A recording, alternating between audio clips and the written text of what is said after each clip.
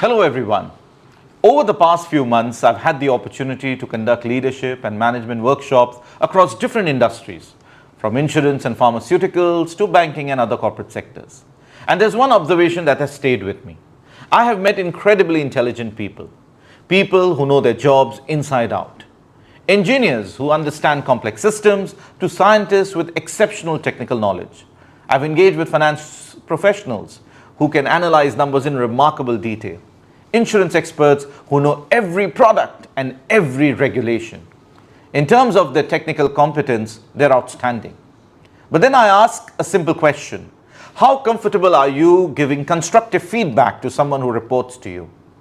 Suddenly, the room becomes very quiet.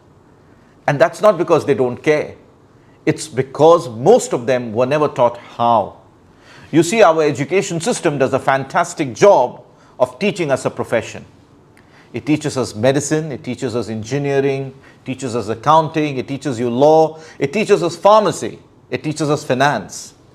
But very few of us are ever taught on how to manage people. How do we handle difficult conversations? How do we correct someone's mistake without damaging their confidence? How do you disagree respectfully?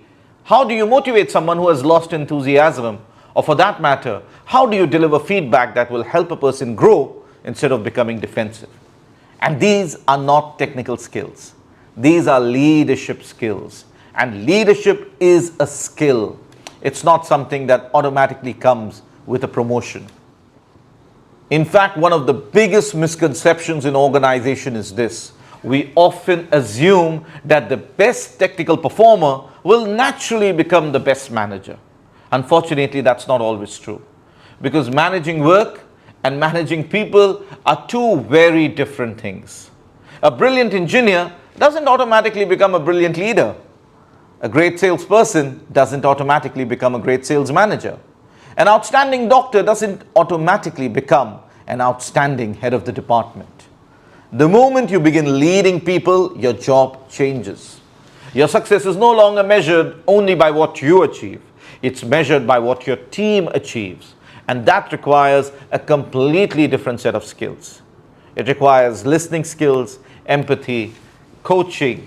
It requires the art of delegation. It requires the art of resolving conflict at workplace. And most importantly, the art of giving and receiving feedback, which helps in building trust within an organization. Look, these are skills that deserve as much attention as technical expertise.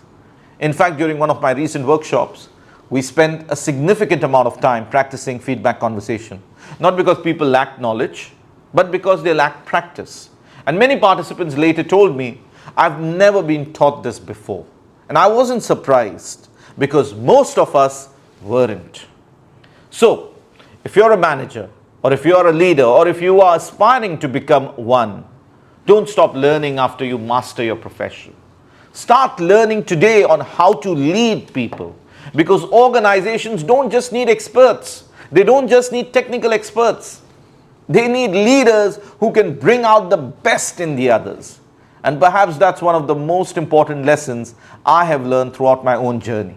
Your expertise may earn you a promotion, but your ability to deal with people and lead people, that will determine the legacy you leave behind. Thank you so much for watching this video. I would love to hear your thoughts.